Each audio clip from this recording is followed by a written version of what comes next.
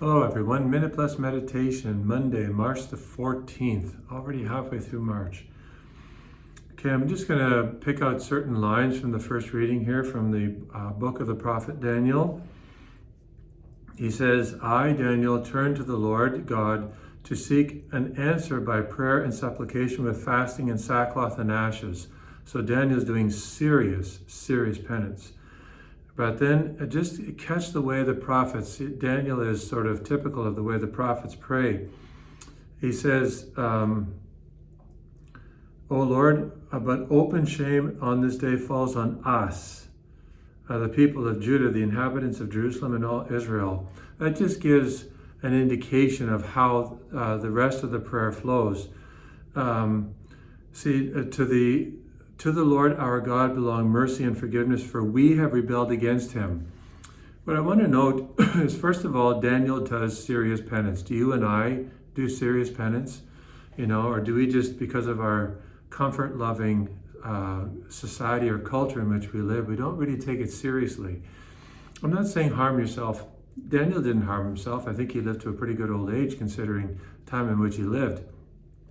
But he did serious penance. He was very intentional about it, as we would say with our modern lingo. He just didn't slough it off. He understood the need to do penance. And Lent is a time for us to get serious about the need to do penance. The next week's, this Sunday's gospel is, unless you do penance, you will perish. Jesus says it twice, actually. So, it's okay, and, we should be very thankful to enjoy the comforts that we have, but don't let it lead to a spiritual flabbiness or softness, of resistance to the need to do penance. And it's always a good marker. Are these things affecting the gifts, the toys, the blessings, the material possessions that I have, the good food that I have? Is it causing a barrier in my need to do penance in my relationship with the Lord, penance and so on? These are always good markers, if you will, to indicate to us that we're on the right path, that we're using these things properly, or we're not. They're beginning to kind of enslave us. So really keep this in mind as you go through Lent. Take penance very seriously, just as Daniel did and as Jesus reminds us to. Okay, so in the gospel, we're still going through St. Luke. Jesus said to his disciples, be merciful, just as your Father is merciful. Do not judge, and you will not be judged. Do not condemn, and you will not be condemned. Forgive, and you will be forgiven, and so on. So even people who don't know the gospel seem to have this particular line sort of in their brains. Maybe they picked it up somewhere, but it's sort of said in a distorted fashion or a way that it's not fully understood. They use it kind of as a club. Don't judge me, don't judge, or you'll be judged. Do not judge and you will not be judged, and so on. So don't judge me, right? And we have to understand what this means. The way it's used as a club by a lot of people, usually they don't understand what they're talking about. They're just saying, you have no right to judge even my external actions. They could mean, and we could be guilty of, the ones who are saying something, of judging the state of their soul.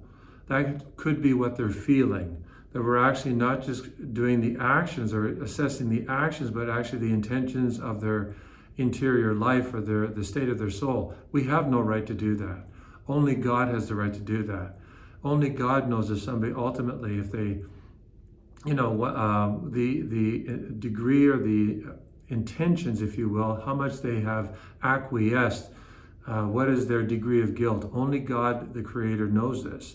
But you and I, at the same time, we have an obligation to assess actions. Otherwise, there would be no system of justice.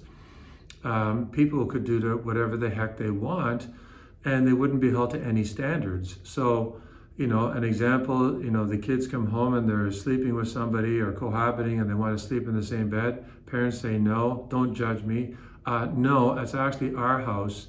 And what you're doing is not in accord with the teaching of Jesus. So you can't sleep together in our house. You sleep in separate bedrooms. Well, we'll leave. Well, we hope you don't leave. We love you.